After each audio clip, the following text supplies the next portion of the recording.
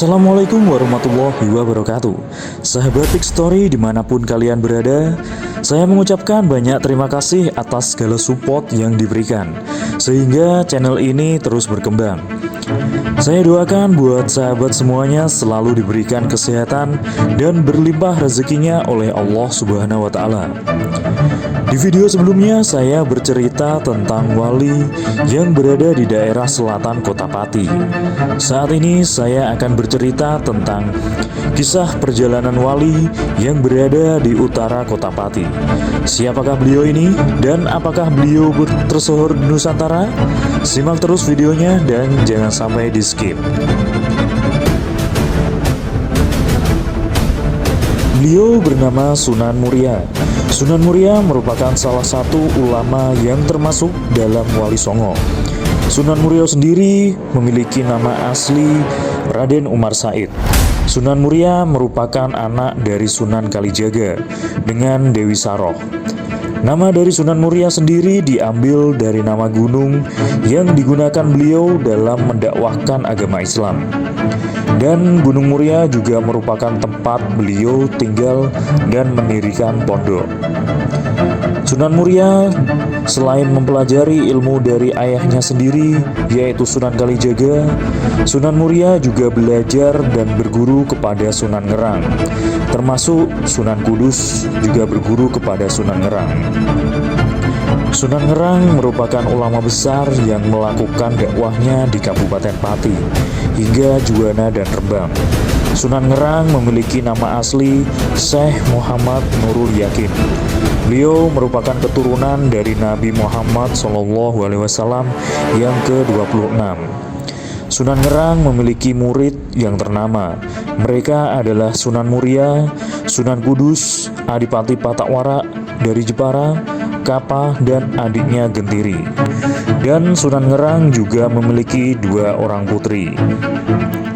Pada saat itu, anak dari Sunan Ngerang sedang membawakan minuman untuk murid-murid Sunan Ngerang.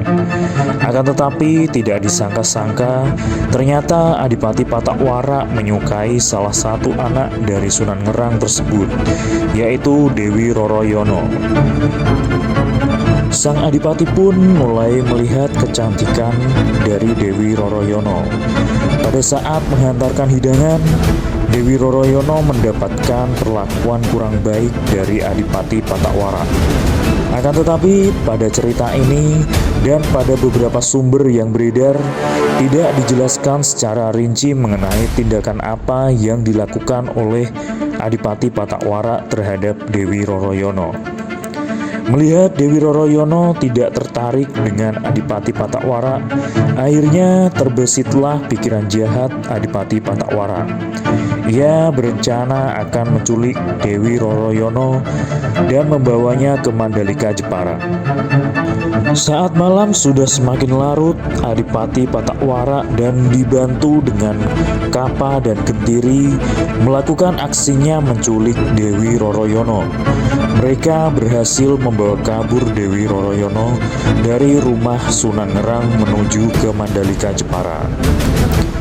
Saat mengetahui putrinya Dewi Roroyono diculik, dibawa kabur oleh Adipati Patak-Wara, Kapa, dan Gentiri, Sunan Ngerang berikrar, siapa yang bisa membawa pulang kembali putrinya dengan keadaan selamat, maka ia akan dinikahkan dengan putrinya Dewi Roroyono.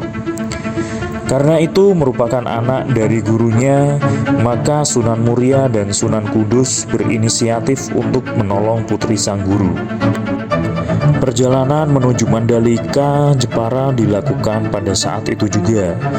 Singkat cerita, sebelum sampai ke Mandalika, Jepara, Sunan Muria dan Sunan Kudus berhasil mengejar Adipati Patak-Wara bersama Dewi Roroyono dan juga Kapa dan Gentiri. Akan tetapi Adipati Patak-Wara tidak mau menyerahkan Dewi Roroyono kepada Sunan Muria. Ia lebih memilih dengan cara berperang untuk menyerahkan Dewi Roroyono. Akhirnya Sunan Muria dan Sunan Kudus dihadang oleh Kapa dan Gentiri. Sedangkan Adipati Patak-Wara melanjutkan perjalanan ke Mandalika dengan membawa Dewi Roroyono. Singkat cerita, Kapa dan Gentiri kalah dalam pertempuran melawan Sunan Muria dan Sunan Kudus. Mereka akhirnya meninggal di tangan Sunan Muria dan Sunan Kudus. Saat Kapa dan Gentiri kalah, akhirnya Sunan Muria dan Sunan Kudus mulai kembali mengejar Adipati Patawara. Dan ternyata kaget bukan main sang Adipati tersebut. Ternyata Sunan Muria dan Sunan Kudus mampu mengejarnya. Dan pertempuran pun tak terelakkan. Adipati Patawara terseok-seok saat melawan Sunan Muria dan Sunan Kudus. Hingga akhirnya Adipati Patawara kalah dan mati dalam pertempuran. Dewi Roroyono pun akhirnya dibawa pulang kembali ke Pondok Sunan Ngerang. Dan perasaan Sunan Ngerang pun menjadi gembira karena putrinya telah kembali dalam keadaan selamat. Selang beberapa hari setelah kejadian tersebut, akhirnya Sunan Ngerang menjodohkan anaknya Dewi Roroyono dengan Sunan Muria. Sunan Muria mulai menekuni dakwahnya di area sekitar Muria, dan Pondok Sunan Muria sendiri dibangun di salah satu puncak yang ada di Muria, yaitu Bukit Muria. Pondok tersebut digunakan tempat tinggal Sunan Muria sekaligus pusat dakwah Sunan Muria. Sunan Muria dalam berdakwah mengikuti cara sang ayah Sunan Kalijogo. Beliau berdakwah melalui pendekatan budaya dan tanpa meninggalkan budaya tersebut. Semasa hidupnya hingga wafat, Sunan Muria hanya fokus berdakwah dan menjalani sisa hidupnya di Gunung Muria. Hingga kisaran tahun 1560 Masehi, Sunan Muria wafat dan beliau dimakamkan di Bukit Muria yang ada di Gunung Muria. Sebagai informasi sekaligus penutup video ini, bahwa Sunan Muria memiliki dua orang istri yang bernama Dewi Sujinah dan Dewi Roroyono. Dan istri pertama Dewi Sujinah, Sunan Muria memiliki satu anak yang bernama Syekh Jangkung. Kemudian dari istri yang kedua, Dewi Roroyono, Sunan Muria memiliki tiga orang anak yang bernama Sunan Nyambungan, Raden Ayu Nasihi, dan Pangeran Satri Paus. Demikianlah video singkat mengenai perjalanan hidup Sunan Muria hingga beliau wafat. Terima kasih buat sahabat Pik Story yang sudah nonton hingga selesai. Saya doakan buat sahabat semua selalu diberikan kesehatan dan berlimpah rezekinya oleh Allah Subhanahu wa Ta'ala. Saya undur diri dan sampai ketemu di video selanjutnya. Wassalamualaikum warahmatullahi wabarakatuh.